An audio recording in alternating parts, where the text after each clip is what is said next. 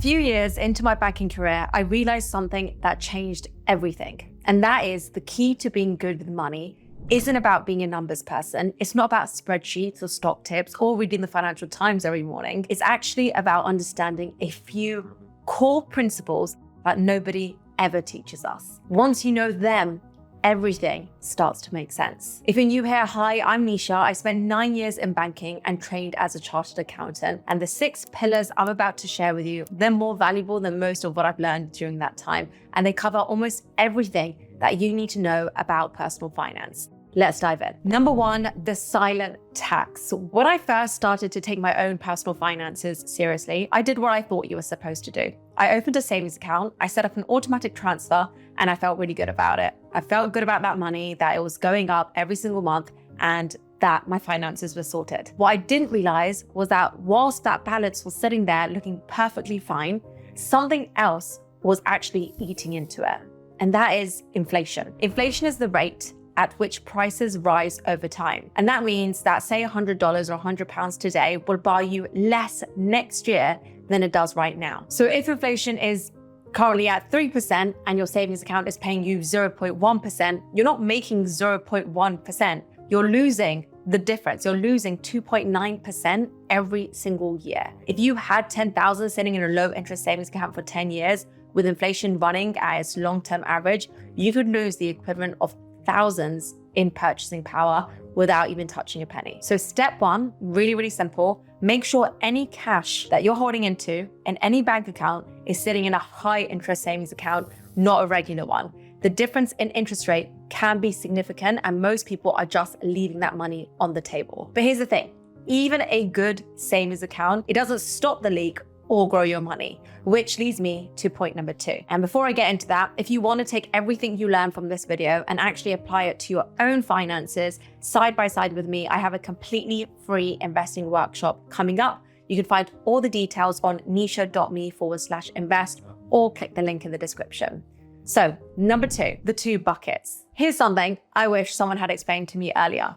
Saving and investing, they're not the same thing. I used to use the words interchangeably. So I'll say things like, oh, I'm saving for retirement without realizing that actually I'm describing 2 completely different actions. Saving is putting money aside in cash. It is safe, it's accessible, and it's essentially for your emergency fund, for short-term goals, for peace of mind, or for anything that you need that money for in the next 5 years. Investing is different. Investing is putting your money into assets like shares, funds, property that have the potential to grow over time. It's not safe in the same way. The value can go down, but over the long term, this is how wealth is actually built. So think of it this way, saving is the foundation of a house. It's stable, it is necessary, you can't skip it, but investing is how you actually build the thing. If all you ever do is pour concrete, you'll have a very solid slab and nowhere to live. So if you'd put 1,000 into even the best savings account 10 years ago, you'd have around 1,270 today. But if you put that same 1,000 into a global index fund,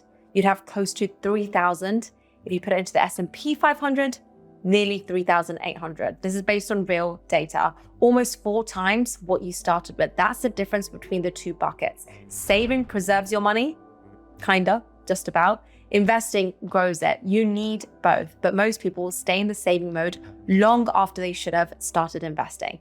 They wait until they understand it better. They wait until they have more spare time. They wait until they have more spare money. They wait until the time is right. The problem is, and this is what I got wrong for years, it's not just about whether you invest, it's also about when you invest, which leads me to point number 3. And that is the 8th wonder. Albert Einstein allegedly called compound interest the 8th wonder of the world. Whether he actually said it or not, the idea is right. And it's one of the most important concepts in all of personal finance.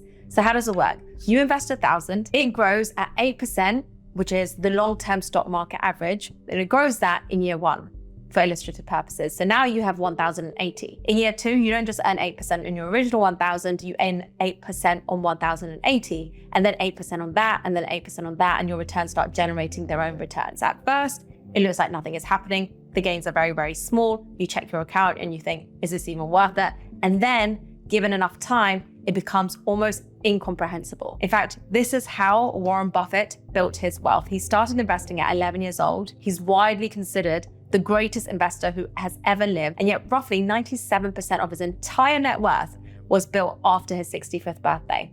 So it wasn't because he got better at investing in his old age, but because compounding had finally had enough time to do what compounding does.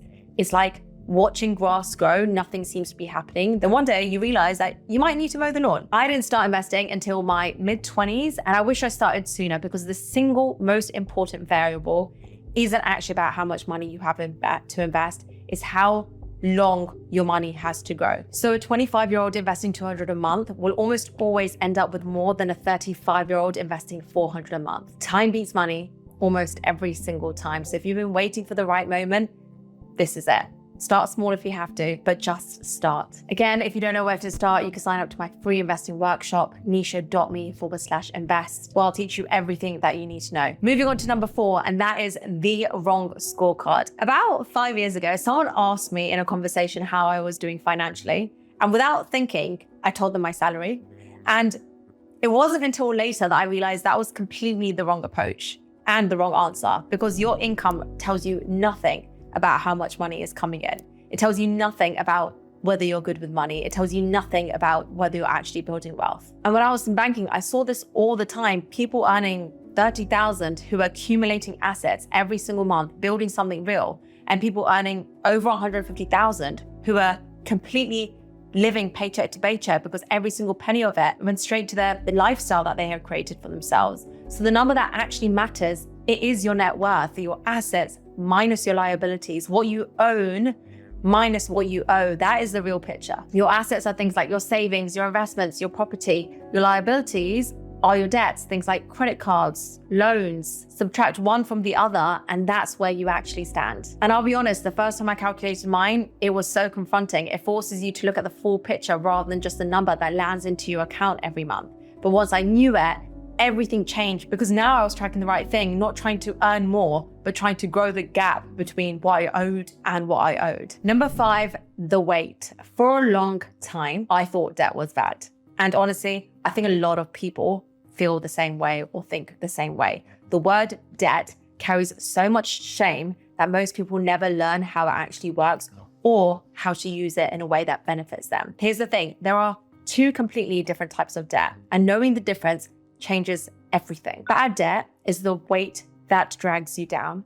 High interest consumer debt, credit cards, payday loans, buy now, pay later, debt you've taken on to buy things that don't go up in value. So things like clothes, holidays, takeaways, cars. If you're paying 20% on a credit card, that debt is costing you more than almost any investment. In fact, more than any investment will ever make. It's not even a maybe, it's an absolute. There is no investment that will pay more than that. So that has to go first.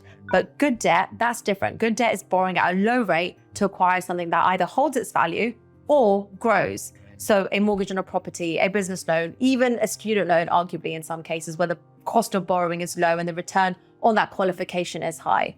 Wealthy people use debt deliberately and strategically. They borrow cheap and then they invest the difference. The goal isn't to be debt-free. The goal is to understand the difference between good debt and bad debt and lower your bad debt and use good debt more intentionally. So look at every debt you have and ask yourself 2 questions. What is the interest rate? What did I use for it? Anything above 8% that isn't building you an asset, that's a weight to drop first. Everything else, understand it, manage it, and don't feel bad about it. Number 6, the tax gap. Do you remember the first time you got a proper pay slip? I mean, I do. I done the maths in my head, added up my hours, multiplied by my hourly rate. And this was when I was in retail, and I had the number I was expecting. And then the pay slip arrived and the reality was completely different. That was my introduction to tax. And honestly, I didn't really understand it for years after that. I just saw the number leave every month. I went slightly and moved on. But here's the thing, not understanding how tax works means you're probably either overpaying or you're missing out on completely legal ways to keep more of what you earn. So here's how income tax actually works in the UK. You don't pay tax on everything. The first $12,570, that is completely tax-free. That's your personal allowance. After that, you pay 20% on earnings up to $50,270. Then you pay 40% for earnings above that. So say if you earn $40,000, you're not paying 20% on all of it. You're not paying anything on the first 12,570, and then you're just paying 20% on the rest, the difference between 12,570 and 40,000. And I actually didn't realize this until I got my first job. But here's where it gets more interesting. There are legal ways to reduce the amount of tax you pay, and most people aren't using them. So your workplace retirement is one of the most powerful. So every pound or dollar, depending on where you are, you put into your retirement or your workplace retirement account reduces your taxable income. So in the UK, if you're a basic rate taxpayer, the government tops up every 80 pounds you contribute with 20 pounds. That's an instant 25% return before your money has even been invested. If your employer matches contributions on top of that, and you're not taking full advantage, you are literally leaving free money on the table. Then there's the tax-free accounts as well. Again, in the UK, you have £20,000 a year that you can invest completely tax-free. No capital gains when it grows, no income tax when you take it out. And honestly, most people aren't using anywhere near that full allowance. You don't need an accountant to start. You just need to know things like this exist, and they exist in almost every single country. So and that is it. Those are the 6 pillars that cover almost everything you need to know about personal finance: how your money loses value, how it grows, how time magnifies it, how to measure it, how to manage risk, how to optimize it. The rest is just details. If you want to know more about any of these topics that we've gone through in this video, you could always subscribe to my channel. We're always talking about the newest things on personal finance and self-development. And you could also binge watch loads of my other videos on the channel, which covers each of these in more detail as well. Thank you so much for watching, and see you next week.